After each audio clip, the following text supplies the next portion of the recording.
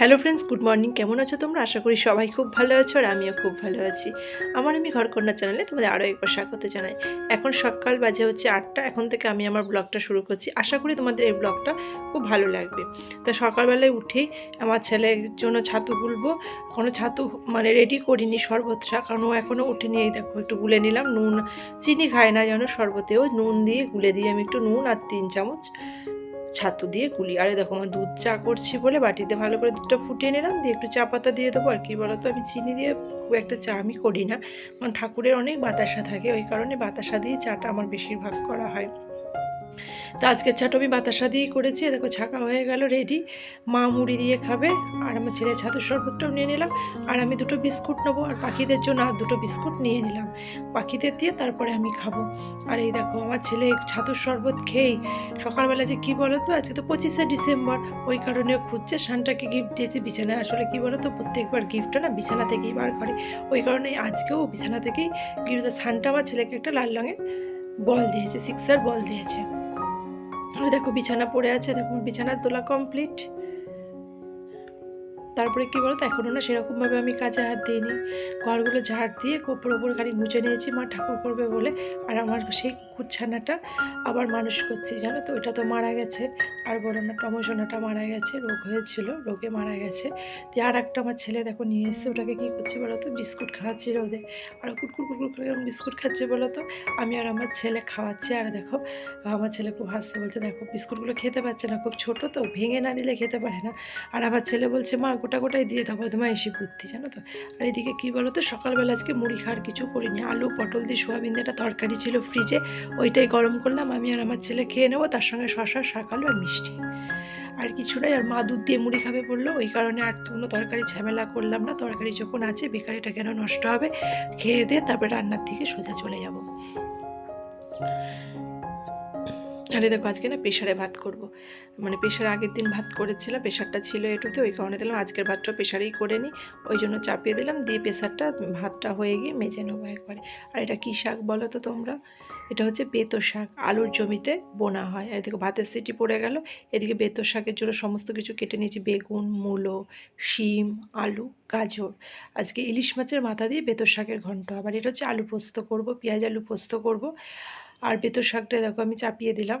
চাপানোর জন্য কড়াই তেল, বেশি কিছু লাগে না, আমার গাছের লঙ্কা এগুলো, 3টে গাছের লঙ্কা দিয়ে দিলাম, কাঁচা লঙ্কা, পাঁচফোড়ন দিয়ে দিলাম, আর ইলিশ মাছের মাথাগুলো দিয়ে দিলাম, দিয়ে একটু নাড়াচাড়া করে নিলাম, দিয়ে সবজিগুলো দিচ্ছি, দিয়ে একটু ভাজা ভাজা করে নিয়ে তারপরে শাকটা দেবো। দেখো খুব একটা ভাজবো, একটু নাড়াচাড়া করে নিই, শাকটাও দিয়ে দিলাম, নুন হলুদ চাপিয়ে একবারে চাপিয়ে দেবো। আর কী বলো তো, একদম টাটকা শাক তো, প্রচুর জল বেরিয়েছে, ওই কারণে আমাকে এক্সট্রা আর জল দিতেই হয়নি। একটু নাড়াচাড়া করে নিয়ে ঢাকা দিয়ে দিয়েছিলাম, দিয়ে নামানোর সময় হয়ে গেছে দেখো। তো একটু চিনি দিয়ে দিলাম, কারণ শাকে একটু মিষ্টি না দিলে ভালো লাগে না, স্বাদটা ঠিক মতন আসে না। তা হয়ে গেছে। বেতো শাকের ঘন্টটা সবার ভীষণ ভালো লেগেছে খেতে। আমার ছেলে বলছে মা আরেকদিন করবে, কিন্তু কি বলো তো, এটা সবার চোখে সাধারণত পড়ে না। এটা আমি কিনেও নি শাকটা। শাকটা আমার পাশের বাড়ি মাইমা থাকে, তার ছেলে শ্বশুরবাড়ি থেকে দিয়েছে, ওদের জমিতে হয়েছে অনেক, ওই কারণে উনি দিয়ে গেছে, দুজন আমাকে দিয়ে গেছিলো 1 গামলা, তাই করে নিলাম। আর এটা হচ্ছে আলু পেঁয়াজ পোস্ত করছি, অনেক দিন পোস্ত খাওয়া হয়নি। আজকে শুধু পোস্ত তো আমিও ভালোবাসি না, আমার ছেলেও ভালোবাসে না, তার সঙ্গে যদি একটু পেঁয়াজ না দেয় আমার ছেলে খাবে না, আর আমারও খুব একটা ভালো লাগে না নিরামিষ পোস্ত। তা আমার পোস্তটা কমপ্লিট হয়ে গেল। এই দেখো একটুখানি রস রস আছে বলে একটু না ফুটাচ্ছি, দিয়ে নামিয়ে নেবো। এই দেখো রসটা কমে গেছে, ঝোলটা কমে গেছে, শুকনো শুকনো হয়ে গেছে, ব্যাস ঢেলে নিলাম। দিয়ে এবার আজকে 25শে ডিসেম্বর, তাই একটু মুরগির মাংস। আর মুরগির মাংস 25শে ডিসেম্বর বলে আমার কিছু না, আমার মাছের থেকে, জানো তো বন্ধুরা, তোমরা তোমার ভিডিও দেখতেই থাকো, ভাববে মাছ দিদিভাই হয়তো খুব কমই খায়, কিন্তু সত্যি মাছটা আমার ছেলে খুব একটা পছন্দ করে না। মাছ খাওয়া হয় না যে তা নয়, মাছও হয়, মাংসটাও বেশি হয় সব থেকে, ওই কারণে মাংসর জন্য। আর আমার প্রতিটা ব্লগে তোমরা মাংস রান্না দেখেছো, আমি আজকেও তোমাদের সঙ্গে শেয়ার করব। আজকে হালকা পাতলা ঝোল করব, জানো তো। আজকে খুব রিচ ধরনের করব না, লাল টকটকে ঝোল খুব একটা করব না। তার জন্য আলুগুলো ভেজে নিয়েছি, রসুনটা একটু তেলের মধ্যে নাড়াচাড়া করে নিলাম, দিয়ে পেঁয়াজ কুচিগুলো দিয়ে দিলাম। আজকে আর কী বলো তো, মশলার মধ্যে না মিক্সারে আদা পেঁয়াজ একসঙ্গে পেস্ট করে নিই, আজকে পেঁয়াজগুলো কুচিয়ে দিয়ে দিয়েছি, ভাজা ভাজা করে নিয়েছি। আজকে শুধু মিক্সারে পেস্ট করেছি হচ্ছে আদা, জিরে, ধনে, আর যা মশলা দিতে হয়, কাশ্মীরি লঙ্কা, মিট মশলা অল্প অল্প করে সব দিয়েছি, একটু নুন হলুদটা দিয়ে দিলাম, দিয়ে মশলাটা ভালো করে কষে নিয়ে মাংসগুলো দিয়ে আরেকবার কষতে থাকবো।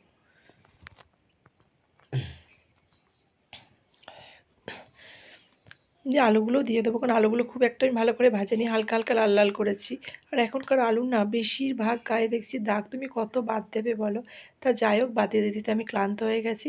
দিয়ে যেটুকুনি একটা দুটো তাও দেখছি আছে, থাকে, সেদ্ধ না হলে ফেলে দেবো। আর কি করবো, তা আমার হয়ে গেছে। লাস্টে না মনে ছিল না জানো তো, এখনকার তো মনে করো ধনেপাতা স্পেশাল, ওই কারণে একটুখানি মাংস চলে ধনেপাতা দিলেও ভালো লাগে। আমার তো সব তরকারিতেই প্রায় ধনেপাতা দিলে ভালো লাগে, ধনেপাতাটা সাধারণত আমার ফেভারিট বলতেই পারো তোমরা। তো এদিকে মাংসের ঝোলটা হতে থাকুক, আমি এদিকে কী বলো তো একটু বেসিনটা পরিষ্কার করে নিই, কারণ বেলা তো ধরে রাখা যায় না। মানে 10টা বাজতে না বাজতে দেখি 12টা বেজে গেল।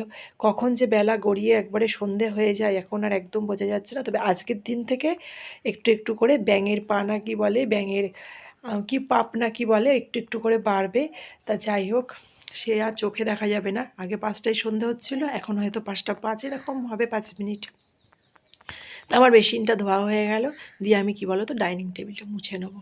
আমার সকালে একবার মোছা আছে, এখন শুধু এমনি জল নেতে দিয়ে আরেকবার মুছে নিচ্ছি, কারণ আমার ছেলে একটু খাওয়া দাওয়া করেছে, একটু চ্যাটচ্যাটে ধরনের হয়েছে, ওই কারণে একবার মুছে নিলাম। দিয়ে দিকে দেখো মাংসটা কমপ্লিট, গরম মশলা দিলাম। বললাম না আজকে লাল কালারের ঝোল করব না, আজকে সম্পূর্ণই হালকা পাতলা ঝোল করব।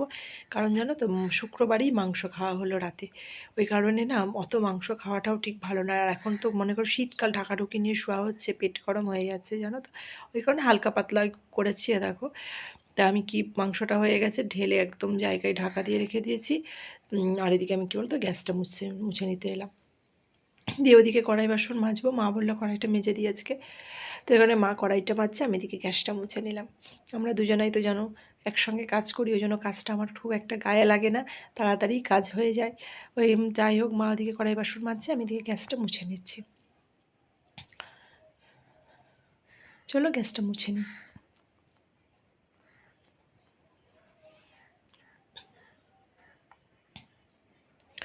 তো আমার গ্যাস মোছা কমপ্লিট। দিয়ে রান্নাঘরটা একবার মুছে নেবো, বালতিতে যখন জল নেতা আছি, আর একবার রান্নাঘরটা মুছে নিয়ে তারপরে এইদিকে সমস্ত কাজ এখনও বাকি আছে যেগুলো আমি করি, জল তোলা, তারপরে ঘর ঝাড় দেওয়া, ঘর মোছা, এগুলো সব করে নিয়ে স্নানে চলে যাব।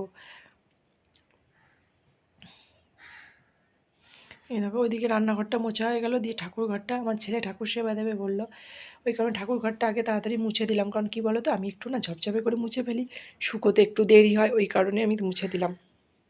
আগে ঠাকুর ঘরটা মুছে দিলাম। আর এখন কি বলো তো, বেশিরভাগ সময় না আমি জুতো পরেই কাজ করছি। ও সানগুলো খুব ঠান্ডা লাগছে, আর পা পা না সানে দিয়ে মানে রাখা যাচ্ছে না, খুব কনকন করছে, ওই কারণে আমি জুতো পরেই সবসময় থাকি, জুতো পরেই কাজ করি। আর আমি বলে নয়, শাশুড়ি মাও জুতো পরে, আর আমার ছেলেও জুতো পরে। আর কর্তামশাই তো অতটা থাকে না, ওর জুতোটা খুব একটা পরে না। ওই যার যখন জুতো খালি পায় তখন কর্তামশাই জুতো পরে নেয়। আমাদের তিনজনের জুতোটা হচ্ছে পার্মানেন্ট, মানে আছে। আর ওনার কর্তামশাইয়ের জন্য জুতো আর এক্সট্রা ঘরে রাখা হয়নি, কারণ ও থাকে না বলে অতটা রাখা হয়নি। থাকলে একটা কিনে রাখা যেত, কোনো ব্যাপার না। তা যাই হোক, এই ঘর ও ঘর সব মোছা হয়ে গেল। আমাদের শোবার ঘরটাও মুছে নিয়ে বেরিয়ে চলে এলাম। দিয়ে এবার ডাইনিংটা মুছে নেবো, তাহলেই হয়ে গেল। তো ডাইনিংটা মুছে নিয়ে একবারে স্নান করে দেখো মাথাটা আঁচড়াতে এলাম। মাথাটা আঁচড়াচ্ছি। দেখি বলতো আমার ছেলে তো ঠাকুর সেবা দিয়ে দিয়েছে। আর ক্রিম ট্রিম বলতে আমি অতটা মাখি না, শীতকালটা মুখটা খুব চচ্চর করে বলে একটু নিভিয়া ক্রিমটা আমি মাখি। নিভিয়া ছাড়া সেরকম আমি কিছু ব্যবহার করি না। আর একটুখানি সিঁদুর পরে নিলাম, ব্যাস। এই তো মেয়েদের সাজ, সিঁদুর হলেই সব কমপ্লিট। এবার সিঁদুর যতক্ষণ না পড়বে ততক্ষণ মনে হবে যেন কিছু পরিনি। আর কি বলো তো, এক বালতি আমি কেচেছি। এই বাজার যাচ্ছিলাম, জামা কাপড়গুলো সব জড়ো করা ছিল। আজকে দেখলাম ভালোই রোদ, আজকে নয় মেঘছা রোদ আছে বটে, রোদে অতটা জোর নেই শীতের রোদে। আর কিছুটা দেখো আমি ওদিকটায় গুটিয়ে রেখেছি, সকালে কাচাকুচি করেছিলাম। আর এগুলো চান টান করে কাচাকুচি করেছি তো, মানে অনেকগুলো চুড়িদার আছে, আমার ছেলে জামা প্যান্ট আছে, ওই সব কেচে দিলাম। এখনও অনেক কাচার বাকি আছে, বালতিতে ভরে রেখেছি। আজকে আর অত দেবো না, কারণ আজকে তো প্রায় 12টা 12:30 বেজে গেছে। এরপরে আর সোয়েটারগুলো কাচলে না শুকোবে না, ওই কারণে আজকে আর কাচবো না, নেক্সট দিন কাচবো। আজকে খিদেও পেয়ে গেছে, ছেলে খুব বায়না করছে। কারণ ছেলে কি বলো তো, প্রতিদিন যদি মাংস দেখে না, প্রতিদিন খিদে পেয়ে যাবে। আর যদি মাংস না রান্না হয়, মানে রান্না করিনি এমন তো হতেই পারে, প্রতিদিন যে মাংস হয় তা তো নয়। মাছ হলেও আর খিদে পায় না, মাংস হলেই ওর খুব তাড়াতাড়ি খিদে পেয়ে যায়, এটাই হচ্ছে ওর মেন জিনিস। এটা সমস্ত বাচ্চাদের ক্ষেত্রেই। তো দেখো বসে পড়েছি, আমার ছেলেকে প্রথমে খাবারটা বেড়ে দিয়েছি, খুব ব্যস্ত করছে, ওরটা আগে বেড়ে দিয়ে তারপরে আমার আর মায়ের খাবার বেড়ে নেবো, দিয়ে একসঙ্গে খেয়ে নেবো। আমরা প্রায় প্রতিদিন একসঙ্গেই খাই। দেখো দুপুরে আজকে 25শে ডিসেম্বর মেনুতে হচ্ছে আলু পোস্ত, বেতর শাকের ঘন্ট ছিল আর মাংস ছিল। তা খেয়ে দিয়ে একটু রেস্ট নিয়ে বিকেলে কী বলতো সকাল থেকে আজকে আর কেকটা কাটা হয়নি। বাবু একবার বলেছে মা কেকটা কাটবে না, আমি বলছি দাঁড়া কাটবো, সন্ধ্যের দিকে কাটবো, সকালের দিকে না সময় পাইনি, কারণ উঠেছি 8টার সময়, তারপরে কাজ কমে মেতে গেছি, আর কেকের দিকের কথাটা মনেই নেই জানো তো। তা যাই হোক, একই ব্যাপার। তা পিস পিস করে কেটে নিচ্ছে। আমার ছেলে প্রথমে বায়না যে আগে যীশু খ্রিস্টের একটা আমার ছবি আছে জানো তো, কি মূর্তি বলতে পারো, যাই হোক শোকেসে সাজিয়ে রাখি, সেটাকে এখন বার করেছি, ভালো করে মুছেছে, সেটা বলেছে আমি যীশু খ্রিস্টকে আগে কেক নিবেদন করব, তারপরে আমি খাবো। ছেলের বায়না, যাই হোক মেনে নিলাম। তো ভালো, তো তোর যা মন চেয়েছে তাই কর। তুই দেখো ঠাকুরের গ্লাসে একটু জল দিয়েছি, যীশু খ্রিস্টকে খাইয়ে দিল, তারপরে ও কেক খাবে। তো যাই হোক ওর মন চেয়েছে ও করেছে। আর ও কী বলো তো, এই ধরনের কেক খায় না, ফ্রুট কেক ওকে একদমই পছন্দ করে না, কাজু কিশমিশ আখরোট এসব থাকলে সেসব কেক ও একদমই খেতে চায় না। ওই কারণে কী বলো তো 10 টাকা দামের একটা কেক আনা হয়েছে। এ দেখো এই কেকটা আমি আনিনি, কেকটা দিয়েছে, আমার ছেলেকে গিফট করেছে। আমার ছেলে মামা দাদু বলে, গিফট করেছে উনি। তাই ও কেক ও বলছিল যে আমি দামি কেক কী দেবো, আমি বলছি না ও কেক খায় না, বেকার দামি দিয়ে লাভ নেই, ওর সবথেকে ফেভারিট কেক হচ্ছে এই দেখো 10 টাকা দামের চকলেট কেক। ও এছাড়া কোনো কেক খায় না। এই দেখো সবার জন্য নিয়ে নিয়েছি, আমার ছেলের কেকটাও ডিশে সাজিয়ে নিয়েছি। তাহলে বন্ধুরা আজকের ভিডিওটা আমি এখানেই শেষ করছি। যদি তোমাদের এই ভিডিওটাতে কিছু ভালো লেগে থাকে তাহলে একটা লাইক করে দিও। আর তোমরা সবাই সুস্থ থেকো, ভালো থেকো, সাবধানে থেকো। দেখা হচ্ছে অন্য একটি ব্লগে, অন্য আর একটা দিনে।